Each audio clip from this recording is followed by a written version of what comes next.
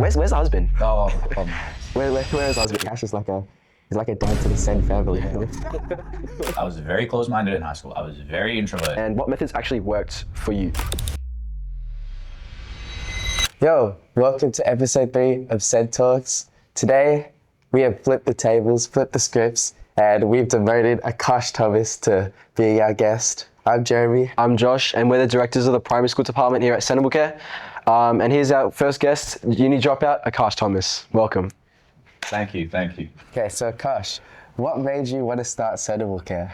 Yeah, that's an interesting question, you know. So I obviously started tutoring during year 12, actually. My first couple clients were Methods 1-2 kids, because that was one of my favorite subjects. Probably still, actually no, Englang is probably my favorite subject to tutor right now. And yeah, I was just doing it as a hobby. During year 12, I was tutoring those couple kids. I was also working at KFC every week. And once my year 12 was done, I was given the opportunity to possibly be a manager at KFC. This is KFC. And if I accepted that, I feel like none of this would be happening right now. But in those moments or in those days leading up to the decision making, I got a few extra clientele that came by tutoring. And mind you, I spent $0 on marketing. I didn't have an ad out. I didn't do any of that stuff. This was all just word of mouth, where I feel like the kids realized that I might have a talent that I didn't even realize myself. So that's when I thought, let me take tutoring a bit seriously. And the numbers slowly grew. This was during COVID, obviously in 2020. And then Cenablecare became a thing probably later that year, like maybe at the end of 2020, because it was a sticky situation with COVID and stuff. No one even knew what was going to happen, like whether we'd all be alive during this pandemic. So Cenablecare emerged later that year, and I mean, we are here right now, right? Yeah. I'm sure a lot of people have this question as well, but how did you come up with the name Cenablecare? Oh, there's a good story to that, yeah. So some of you may already know, but my dad has his own IT company. He started it just a few years before I started mine, and that company's name is Centalon. So I asked him the question you asked me, like, where did you get the name Centalon from? Now, I don't remember what he said about the Tilon, but I do remember about the first bit, the cent or the cent. So cent comes from the prefix of one of the largest numbers to exist called centillion. And he told me this number is all about the connotations of aiming high, achieving the unreachable. You know, we say the infinity is technically unreachable, right? Yeah. But then this number, there is a number out there where you can possibly reach. Those connotations, I wanted to bring it into the Cen of Cenable. And then the word enable, I mean, you guys experienced it during my, your 1 to 2 year stint with me. Yeah. I'd say I'm a pretty ruthless tutor out there, right? Like there is no shortcuts, there's no spoon feeding. It's all about enabling you guys to become better learners and better students, so that you can survive the real world, which I'm sure you're doing well now. Yeah, I mean, that's what made you such a great tutor. Yeah. Exactly. So you mentioned... Remember, no glaze here. This is not like episode 1 and 2. Yeah, so you mentioned that, you essentially gave up a manager position at KFC. I imagine that would have been hard, giving up a stable job and starting your own thing. So what was probably the hardest part of getting Cenablecare off the ground? Look, the hardest part was probably trying to equate the number of clients to equal the money I was making at KFC, as well as the decision to take time off uni. I don't know what that number was, to be very honest with you. And obviously as an 18-year-old, as soon as you were getting $1.5, $2.5 grand a week, sort of just hitting your bank account, and you don't even know, like, I wasn't financially smart in terms of what to do for tax purposes, investing purposes. I was just an 18-year-old, that was just getting way too much money for an 18-year-old, in all honesty. So, those sort of things added to the challenge of, like, getting this off the ground, I'd say. But once it got to a point where things started to really roll on, and I'm sure you boys know that I also did a lot of other like reselling projects and e-commerce based little tangents during COVID. There was a lot of money being pooled around, and once I had that pool of money, that's what I put into Cenablecare, and that's what really kickstarted everything. Okay. But it was hard. It was hard because Yeah. as an 18-year-old, you can imagine like how tempting it is to spend Yeah. Yeah. getting that amount of money as well. And you know what? I have to thank one thing for this. I got to thank COVID for it. Yeah. True. COVID forced me to stay at home. Yeah. Now, you guys have seen we go out a lot. Now I go out a lot, and you guys go out a lot as 18-year-olds, right? Yeah. But COVID forced me to stay at home. COVID forced me to lock in. Yeah. So thanks to COVID, Cenablecare is up and above the ground and running. So yeah. That's really fair. Yeah. I mean, that's pretty interesting. Yeah, I would say. Yep. Do you wanna? Yeah, sure, I got you. So, over the past like 6 to 7 years, I know you've tutored quite a few students. But what's been the most rewarding student transformation you've witnessed? Whoa. See, there's too many names out there. I mean, I probably won't name anyone here, but I will say one thing that might be seen as a bit of a controversial take. Yeah. I personally find more joy and dopamine seeing someone who started at an X ATAR trajectory and ends up getting X plus 10, X plus 15, X plus 20. And I can explain that further. I have Delta students that come to me and I already know they're a 99 plus. Of course, that's rewarding. I mean, I could look at it from a marketing angle. Oh, once this guy's done, let me get him to do a little testimonial video like a few other places and just put that all through ads and stuff. But like, whilst I'm really happy about that kid's achievement, getting a 99.5 or 7 or 8 or 3, I don't know, it just hits different when someone came to you with no confidence whatsoever, no belief in themselves. This idea of, you know what, I just want to pass. I just want to get a 70. I just want to get above the median. Next minute they get an 80. And they've reached what we call, or what they thought was the unreachable. Those type of kids, which I can honestly say every year there's at least 5 to 10 to 15 like that I personally tutor. They're the most memorable ones. And there are some kids that, I'll mention one name. So I tutored this student, his name is Janam. I've tutored this kid since grade 5 and now he's in grade 11. Dang. 6 years. This guy goes to Bourne High because my tutoring center is near Bourne. It's funny, yeah. Genuinely, like his parents made him and his younger brother in year 10 come to Bourne because of me. And I used to tutor this guy during COVID. I used to go to his house in East Doncaster to tutor. Mind you, he lives 35, 40 minutes away from Bourne. Yeah. So he comes all the way down to see me. And it's a story like that. And this was a kid, I mean, sorry, Jenna, but this was a kid that he was probably going to get maybe a low 90s, high 80s kind of ATAR. And now as a year 11, he got offered Chem 3-4 in Bourne High, one of the one or two kids that only got offered Chem 3-4 in Bourne High. Which you guys went to Bourne High, you know how crazy an achievement that is. And his younger brother has gotten 2 3-4s as a year 11, and he's not a SEAL kid as well. Yeah. So I'd say, you know, those are two names that definitely pop into my head as very memorable characters. But I think it's not because they're smart, it's because of the journey of how they are smart. That's what makes them memorable.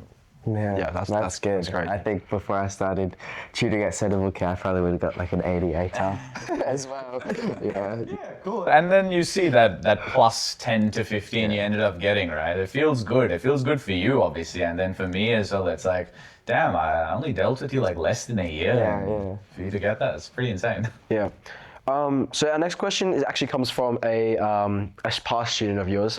You might have a bit of a guess later, but they said you're known for building genuine connections with your students beyond just being a tutor. So what makes you feel like someone is worth investing in more on a deeper level? For example, like us or your Aryan or any of those other tutors. See, I think a lot of it comes down to how often do I see them every week? 3 times, twice. Yep. Aryan 5, Yep. Ash 4. Yep.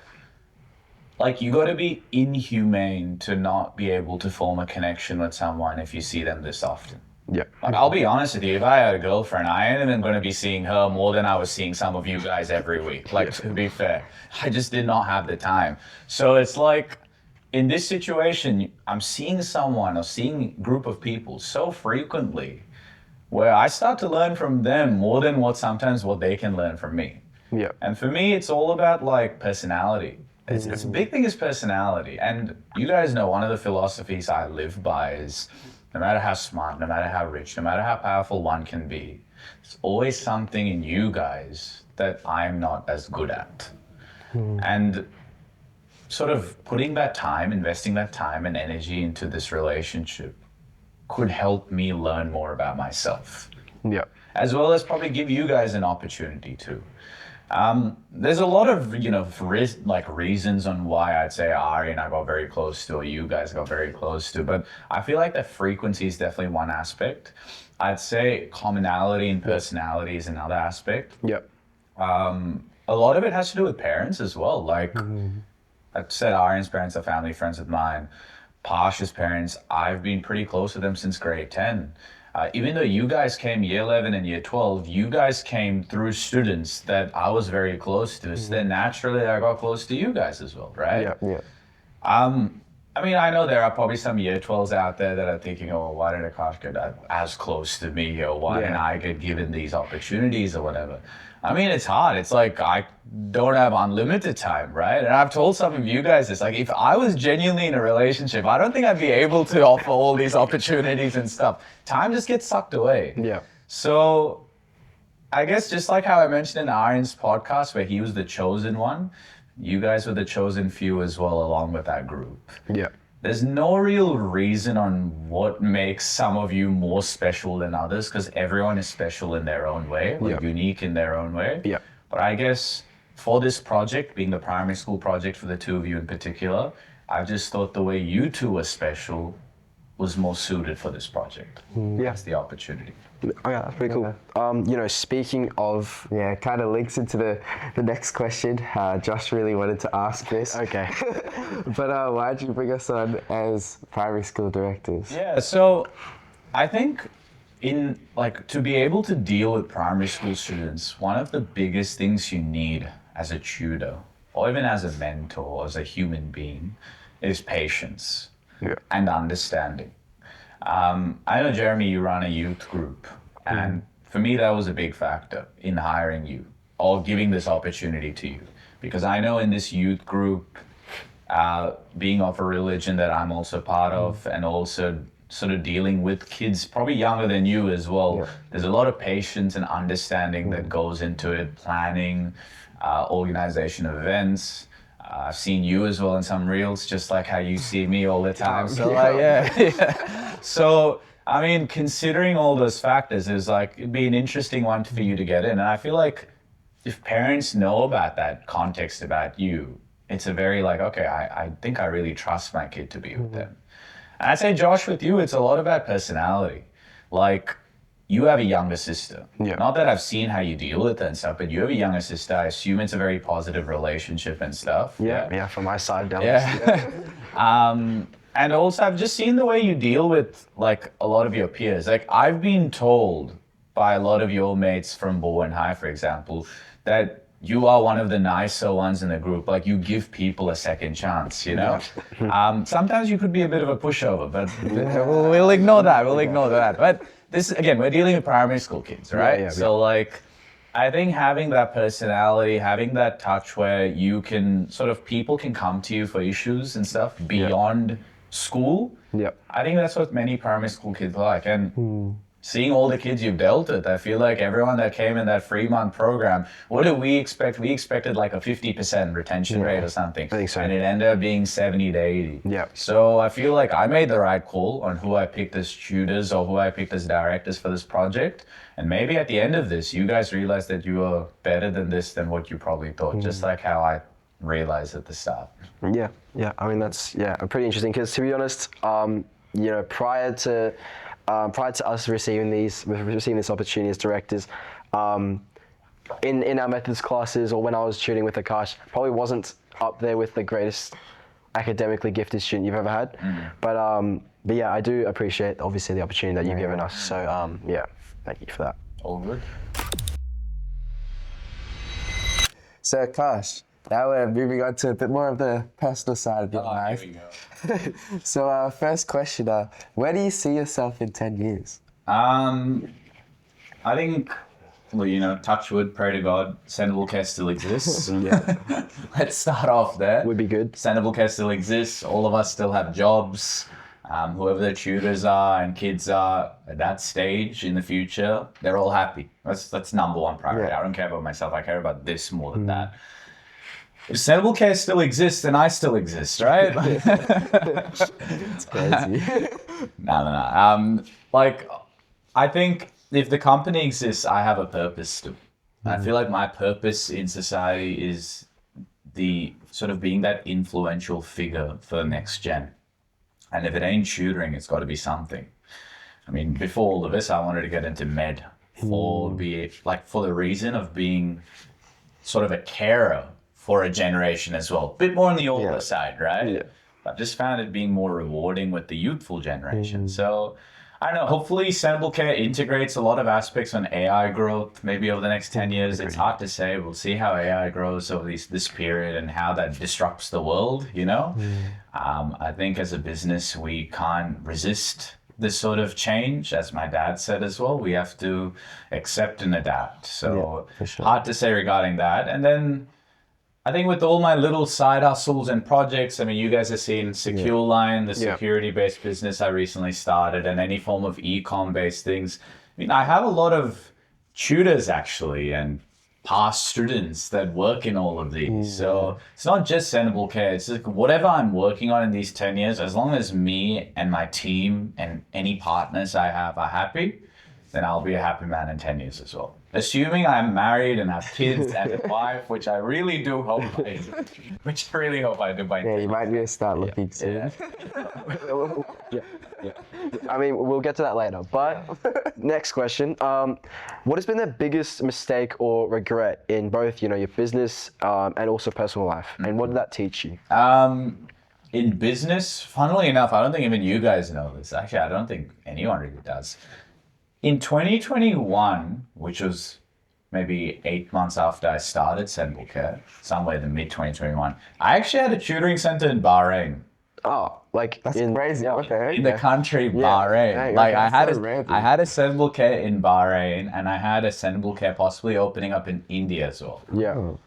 So I went internationally, and it wasn't like that much of an investment. I think in total, it came to around 20, 25 grand, which, mind you, I mean, it felt a lot as a 19-year-old. Yeah. But in the real scheme and the real scope of things, it's not that much. And both failed. So within 6 months, all of that 25 grand is lost. There's major disputes and stuff regarding ownership, quality control, and it was COVID. So I couldn't actually go and fly there and do anything about it. So that was the biggest regret. My biggest regret was looking internationally before looking nationally or statewide, And it was hard because during that time I was still tutoring. So I had to lock in my classes, whilst at the back of my head I'm thinking, yeah, nice, you're 10 grand down. Great call right there. So that was a regret from a business side of things. Personal side, I don't know, man. I feel like I live a life with no regrets from a personal side of things, right? I think regrets and mistakes are two different words. Yeah, for sure. Yeah. If I make a mistake, then I learn from the mistake. Yeah. Just like how a good student would usually do, correct? Yeah. I wouldn't call that a regret though. So I can't really think of any personal regrets. I mean, I may have made some personal investments that didn't go great, And if we went into those stories, this podcast could be 20 hours long in all honesty. But I can say I may have lost a bit of money. I may have lost a few friends. I may have lost a few students as well. And even the trust with some parents over these years, right? But with every loss, there was a learning curve. Yeah. So I wouldn't call the loss a regret. I'd call the learning curve a positive about the whole situation. Yeah. Just a bit of a tangent. You said you started, in Cenablecare in Bahrain and maybe even India. What made you think of, expanding to, especially that region? Why not America? Or... to be fair, it was just because my dad had connects in these places. Okay. So it was easier. I had I was at 18, 19. Yeah. Connects I had were a bunch of Melbourne High graduates that do med and law. Yeah. I mean, shout out to all of you. So he had a few connects in these places that were running tutoring centers there. And he said, look, you want an opportunity? Here you go. There was one quote from him that still sticks to me this day, which, I state to a lot of dinner conversations to anyone that asks these line of questioning. Yeah. It's like, you're 18/19. Take a risk now before it's too late. Yeah. When you have a wife and you have a few kids running around and you got a mortgage and like just way bigger sort of responsibilities, the ability for oneself to take that risk, it just genuinely just depreciates. Like you don't have that level of confidence. Whereas when I was 18/19, I was still living with my parents at that time. I didn't have rent. I didn't have a girlfriend or kids, anything like that.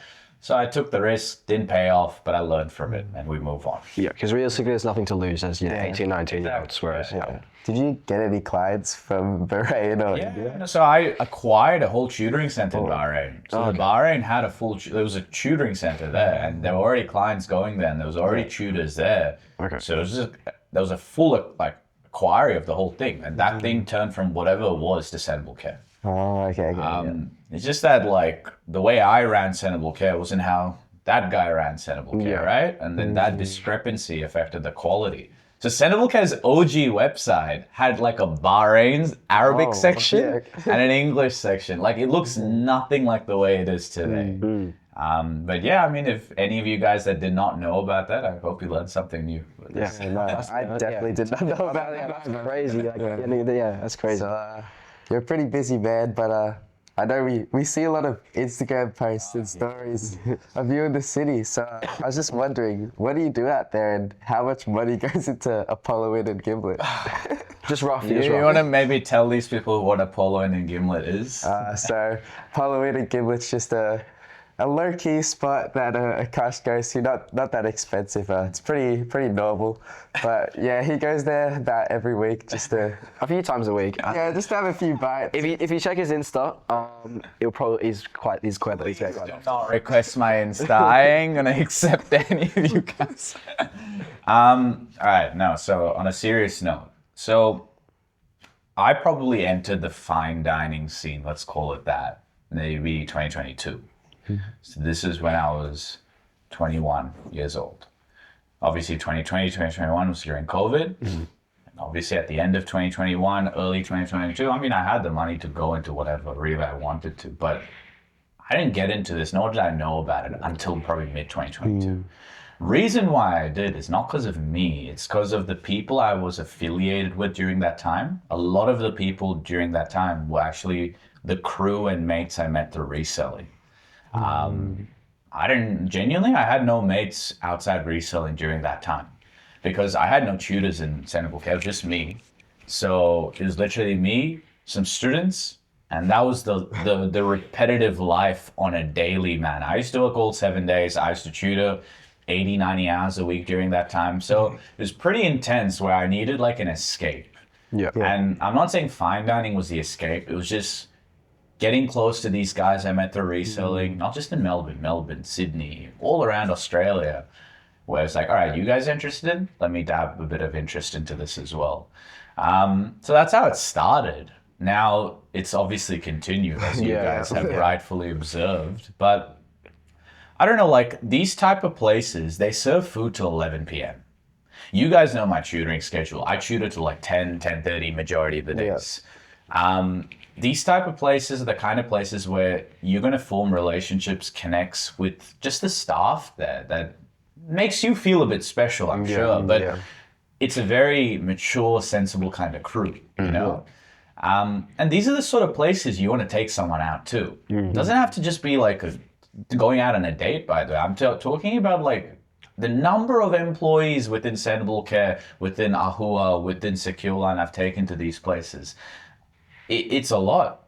I'm not taking them there to flex on them or whatever. I end up paying the bloody bill. So if anything, I'm the one down. But like, it's more just to do with, I want people to see that, okay, there's this aspect of life that maybe they might want to aspire to. Aspire to get not used to, but aspire to enjoy this. Because that's what happened to me. I got told and shown, and honestly, the first time I went to a fine dining place, which was actually at Gimlet, my mate paid for it. I mean, it wasn't that big a bill, but he paid for it. And it was like, damn, I just scored all this for free. Like, this felt good, right? Yeah. And I thought, you know what if I just shared that experience with a few others that I really cared about? Yeah, but no, in terms of what happens there, it's rarely ever a big group. It's usually like me and one other person, or me and two others, max three.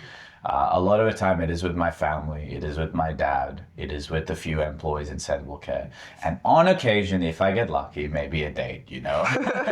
But aside from that, nah, I mean, it's just good convos, just connecting with people, networking with people, and just seeing what's happening in everyone's life. And it's just a nice environment for me, that's all. So how did you actually find, Gimlet and Napoleon? Like, 'cause I'm sure there's many other fine dining establishments that you could have gone to. Like, why these two places? Convenience of parking. That's Okay, one. yeah, true. That's Okay. one. Yeah. And then, as I said, my first fine dining experience was Gimlet, and I was shown there by a mate. Like, I was told to go there by a mate with him, and we both went, and that's when it all sort of started. So it's sort of like, started here, it rightfully should end here as well, and let's hope it ends like it never ends. You know? Yeah. But no, it's not that I don't go to other places. I still think I do. Yeah. It's more just these two are the ones I formed the strongest relationship with. Yeah. So Yeah. that's why I go there more often than the other places. Yeah. Okay. All right. Now, the most probably anticipated question out of all of these. Like the other one wasn't. So on that note, regarding all this fine dining, all this, where do you see yourself personally in 10 years? Where's the husband? Oh my. Where is the husband? Let me think about how do I answer this. I gotta be kind of like, I am representing a tutoring business here. Or is there any huzz at the moment? Okay. So on a serious note, right now, no. Okay. This whole year, no. Most of last year, no. But I'd say before that, there was always like one or two, not simultaneously. Yeah. Like what I mean by that is there's probably one that I got close with, but I made it very clear to whoever these people were that I'm not ready for a relationship. Yeah. So it was more just, like a bit of loyalty or just forming a good friendship. That was really it. But I made it very clear at the start that I'm not ready. Because like my mind was just 95% Cenablecare at that point. Yeah. And 5% is just whatever else is happening in life, you know? Yeah. And I think it's just unfair me having to bring someone down into a path where I'm not mentally ready, right? So hence I make it very clear at the start. Yeah. So unfortunately, most of the times it's like maybe lasts a good 1 or 2 dates, really. Yeah. Okay. I mean, I don't blame other people if they want to get into a relationship. If they do, that's on them, right? Yeah, But yeah. I feel like my path and my tangent I've decided to take in life, this huzz you call it, it's probably like a sacrifice I've had to take where I've just had to accept that, look, it's not the normal way in terms of how you guys get to meet people at uni, right? Like that's the other thing is, so I didn't go to uni. You know how hard it is? I didn't have uni clubs. Yeah. Even if I did go to uni, the first 2 years it was COVID. Yeah. So like the ability to form connections in which could turn into a relationship is so slim, Yeah. So yeah, I mean there is no huzz, but honestly, maybe in the next 6 to 12 months, I could be looking out for. Okay, that's pretty Good, good. yes. Yeah, we'll see. I mean, a lot of it comes down to Cenablecare. A lot of it comes down to sort of, family and all these other factors in life, which is more of a priority to me. Yeah. But yeah, no. So business first, basically. Yeah. Building up. Really. Look, I think family first. Family. Yeah. And then what comes under that is very situational. Yeah. I'd say right now business is obviously going to be first because now there's a lot of tutors in Cenablecare right now. There is. And I think it's my responsibility to an extent to be able to make sure everyone's got some set of hours that they can work for in which they can keep striving and improving within the business, right? Yeah. But then again, when there are more employees in the business, that also frees up my time a little bit here or there. So, and as I said, in the next 6 to 12 months, we'll see. Like maybe I might be more mentally inclined into forming a relationship and stuff. But I'm very clear on one thing, like the day I do form a relationship, that person I hope to be will be my wife. And then I don't think I have the time and energy to deal with the breakup and stuff like that. Yeah. No, that's that's Yeah. that's Nah, Cash is like a dad to the Sen family. All right, fair enough, man. not his words on mine. That was a crazy unscripted moment. So we just have a few extra questions for you before. Like the last one wasn't enough. Before we end up. last section. Next section. Don't worry, it's not going to be as good. It's the last section. Yes. But so what's been the most memorable experience of tutoring you so far? Most memorable experience. Aside from the connections that I formed with some students over the others, I think the most memorable moments would definitely be just, if I had to symbolize it in one word, it's just growth. That's it. Like if I see a student growing so much in a span of 8 to 10 months for the two of you, and then we had, like for example, Janam being 6 years, doesn't really matter if it's 6 years or 8 months. It's more just where were you at the start, where were you at the end. The bigger the magnitude of growth, the bigger my happiness. Yep. And the bigger my happiness, the more memorable the moment, right? So, and there have been kids, unfortunately, where like they started at X and they ended up at X. Like I'm gonna be honest, I'm not some superhuman that can turn everyone's grades from a yay to yay, you know? But I can safely say I've tried my best. So like, whoever reciprocates that effort, they're the most memorable kids, you know? I mean, there are kids that scored 9.95, roll 50s, Premier Awards, things like that. Yeah. So clearly they reciprocated their efforts, right? But then there have been kids that even got a 92, 93, and like they did way more than what they think they could have done. Yeah. So yeah, I'd say these little moments, I mean, there's many kids like this, but this is what makes the job very memorable and very rewarding to do on a daily manner. Or maybe specifically, what was your most memorable experience in the classroom that you've had? Oh, there's too many like funny jokes and side tangents that happen all the time. Like in all honesty, as you saw in Aaron's podcast, like he was the joker in so many of the classes, right? I'd safely say like, see, during 2020, 21 and a lot of 2022, everything was online. Yep. So it's kind of hard to form a connection with kids online in a repetitive manner. The minute things became face-to-face, the things when it became at Meetung Street at the center from 23 onwards, the memorability started to grow. Yeah. Memorability, connection, seeing individuals face-to-face weekly. I mean, if there's one character I can say is very memorable, this is in a very positive manner, is my partner that worked with me in Ahua, e-commerce business. I tutored him in Chem. Yep. I tutored him in Chem. His name is Mitchell. I know, Mitchell, you will be watching this. This will be very positive light in terms of how I say, talk about you. He did Chem with me. He did economics with another tutor in the business, and he did English with another tutor. So Mitchell's a very interesting one because I knew him through reselling. And it was in 2021 or 2022, whenever this Unk graduated. But we met at Macleay Park. He's from Berwick, by the way. He drove all the way down to Macleay Park to exchange some shoes with me. I was like $1,000, $2,000 shoes at that point. Dang. And obviously we just chatted. It was the first time I've seen him, right? Like we've talked on text, but this is the first time we saw each other face to face.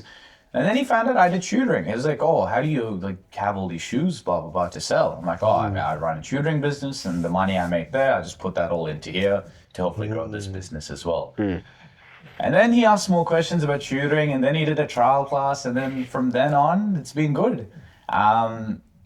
Really good moments with him include, he said that if he got above a raw 40 plus in Chem, I would take him out for a very expensive dinner. But if he missed a raw 40 plus in Chem, considering the amount of effort I put into him, he said he would take me out. He ended up missing just. What? But he was a man of his word. He actually took me out to a pretty high-end place, paid for the whole bill. Mind you, Kmart wages here we're talking about, paid for the whole bill. Yeah, easy.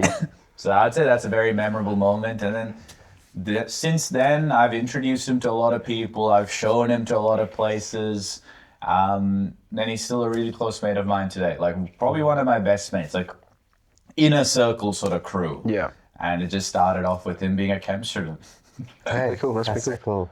So all the opportunities within Cenablecare are pretty, can be pretty, diverse. Yeah, and they can compound into, Yeah. like for him, I'd say it's compounded a lot, into Ahua, into the e-com world and stuff, and just like who I know, he knows as well. So I think he's benefited a lot from that, as I have as well. Yeah. Okay.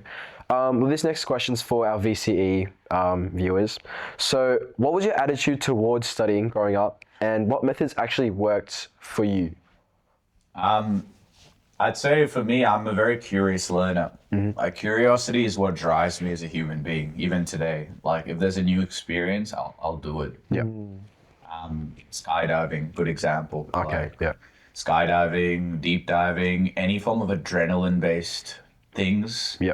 Even like, I don't know, going to a rave. Apparently it was very scary and stuff as people used to advertise to me. But then like, I thought, you know what? Got to just tick this off as an experience, right? Yeah.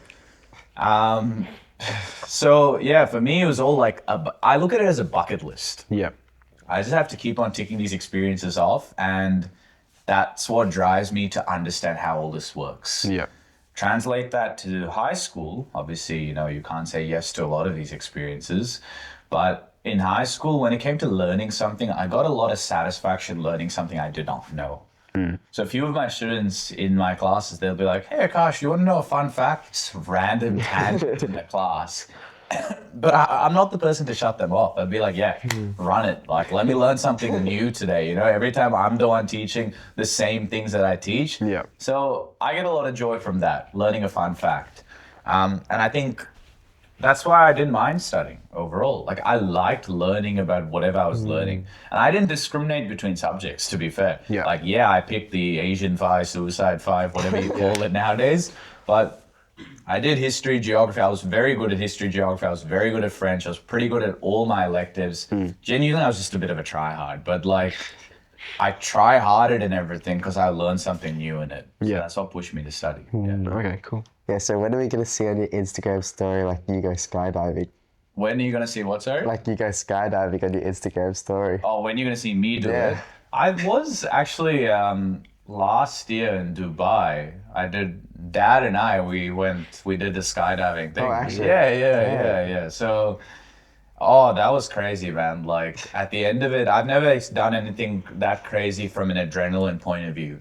I'd say that and tracking my car on the tracks Oh, yeah, are yeah. the equivalents of like adrenaline rush. Yeah. When you have that much adrenaline going through you, what happens straight after the experience is your body shuts down. Which it did. Like, I'm not a person to take afternoon naps. I don't think I've taken one since the skydiving experience. And then before that, genuinely, I can't remember. Maybe when I was like dead sick, then I took one. Yeah. So yeah, like after the experience, you just feel this rush of hormones is going through you and your brain just can't deal with it. So then you just nap and sleep off and rest it off. Yeah. That's pretty crazy. I don't know if I Would you go go skydiving.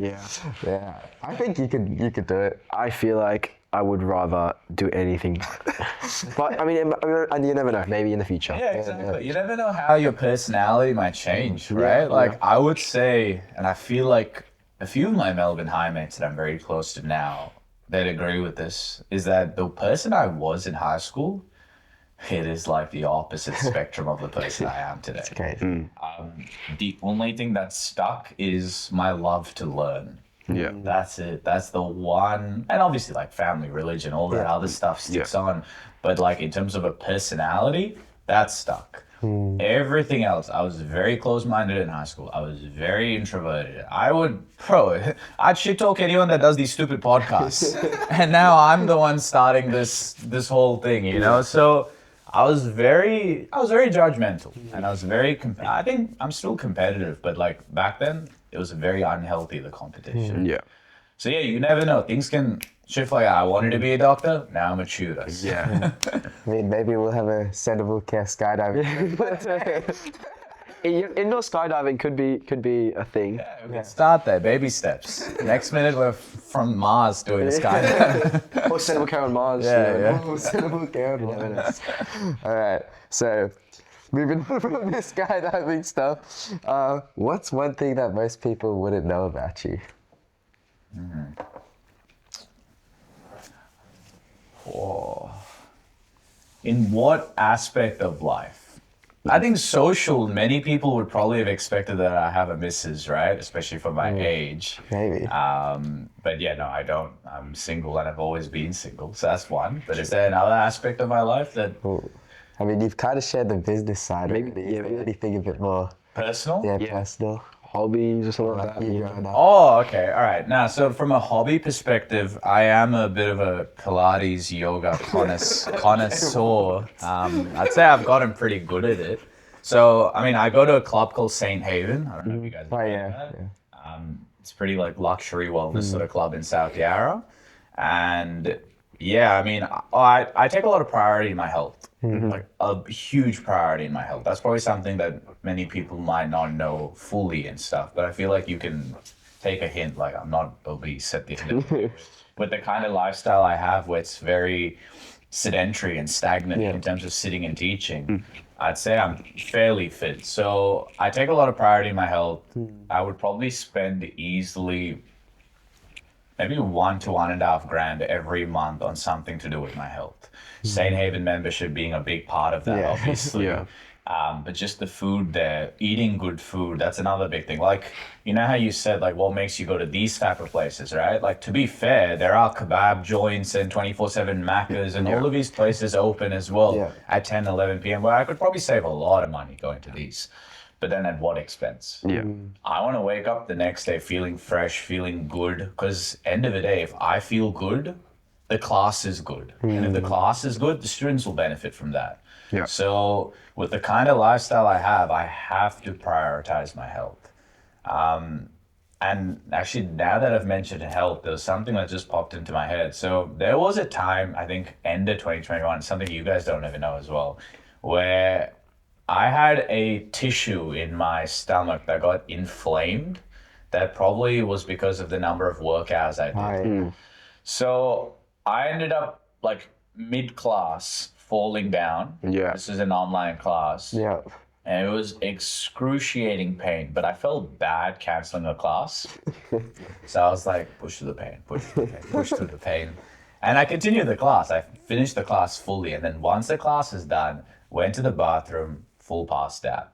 Passed out, vomited like literally every bloody liquid off my body. Oh. And it was COVID. So it was weird. Like during that time, we didn't know how this is going to work. Like ambulance is like, sorry, we're going to be like 35 minutes away. Parents are freaking out. I had no idea. I was like, all right, God, I'm going to meet you very soon. I had that sort of mindset. And then we went to the emergency department. I was stuck in the hospital for 7 days. Dang. 5 days was just trying to figure out what was wrong with me. And once they figured that out, turned out I had this thing called urachal remnant. It's like a tissue that was this long.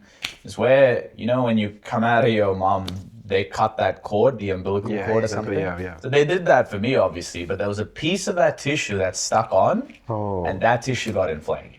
Oh, okay. So the biggest concern was like, was this a benign or was it like, you know, tumor, cancerous tissue? Because apparently there was a 30% risk it could be cancerous and stuff. Okay. Yeah. That's, But even though like you could call it a dark, scary time, I feel like with my personality, I try to look at it as a, you know what, this is another experience, right? To add it to the bucket list. Like I forgot about this until I mentioned health. And then that's when it's like, yo, wait, I actually kind of almost died. So yeah, I would say that's a very like memorable moment. But I use that moment a lot to sometimes tell kids that I worked so hard during those times where I almost died. Yeah. And I think a lot of it had to do with posture, like just that I was sitting like this for this many hours. I remember it was a Sunday, and Sundays after church, we're talking about 10 to 10 p.m., back to back, 5-minute breaks.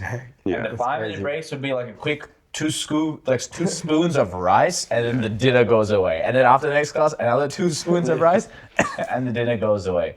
And it was COVID, couldn't go out. So like, yeah, I think a lot of that compounded to this issue. Yeah. Yeah. Okay. Are we gonna see a Cenablecare yoga class? Led by Akash Thomas. Man, maybe I might open my own like wellness group and wellness club. But no, I think Cenablecare has the potential to diversify to many different things. The prefix is about aiming high, reaching the unreachable, and enabling us all to do with teaching, right? So if you can teach in a classroom about education, you can teach in a classroom about yoga and Pilates, as long as you hire the right people, right? Yeah. Yeah, I mean, speaking of that, for our last question, what's next for Cenablecare? Are we gonna get yoga, as Jeremy said? Are we gonna get international, nationally? I'd say one thing for sure that's going to happen is the current online portal, the platform, which in this current version, which is done, that's going to have a major revamp. Yeah. I want to have my own like Akash Thomas bot. Like a bit of a study bot, a bit of my own ChatGPT version, but like a settable kind of bot. So I want to create a few AI agents that, so I'm going to help kids cheat, but like it helps maximize efficiency within one study. So that should happen in the short term, within 3 to 12 months. But honestly, I know it's bad for me to say this. I don't really look at anything beyond short term. My lifestyle is very in the moment. And my business lifestyle is very in the moment / short term. And that's how like a lot of my inquiries come in. Like you tell me, how many do you expect tomorrow? I'll be like, who knows? Let's just hope I wake up tomorrow. That's not what happened. But to answer your question, I'd say that's for sure one thing. Yeah. But I got to ask you, I mean, you guys are now the head of primary school department and stuff. So what's your plans, eh? I'm just your investor, right? I mean, well, we've got a few things planned. We've got we're looking to advertise through school newsletters. Yeah. We're just still working on that. Still just advertising in general, trying to push our department a lot more, especially since this is a new thing. We just launched it this year properly. And mind you, everyone, I mean, we launched it, maybe 4 months ago, and right now it makes up like 10 to 15% of the company's revenue / earnings. So I'd say it's something to definitely hold your head up high, Yeah. Even if, let's say, down the track you go into whatever fields of work you go into, this is something you can definitely say, big part of it was you guys to be able to do such a thing. Yeah, I think it's a pretty decent achievement, what we've done so far. But obviously we've got goals we need to hit. And so hopefully we hit them soon. End of year, yeah. We've got a few goals. Investors going to be so unhappy, right? Yeah. We might have to drop out of you. Yeah, Okay, maybe your investors aren't that unhappy. I don't want to deal with your parents coming and killing me, I mean, we might be the next Akash Thomas, where instead of doing it by yourself, That would make me happy. Yeah, we kind of. I think one of the things that makes me really happy nowadays, maybe it's just the fact that I'm becoming more closer to a dad than a student. Then that is That is crazy. It's that the people that I work with, if I can somehow see them being more and more successful in life, maybe even one day more successful than whatever I've done, I think that's the peak happiness, I reckon. And that's the biggest change from high school to now. Back then, I was just unhealthy in terms of a competitive point of view. Yeah. Still am, but if it's people within my crew and then they do really, really well, it's like, nice, good job. I hope there's something I did that might have catalyzed this a little bit, and if so, then great. Yeah. Well, I think that's all from me. Unless you have anything else you want to add, no. No, that's pretty good. Episode 4 is going to be. Yeah. This was very last minute, but Well, I mean, thank you everyone for watching. And we'll probably see you in episode 4. Well, I mean, he will see him in episode 4. Yeah, you won't see us. Yeah. I mean, maybe in the future, might be vice versa, we never know.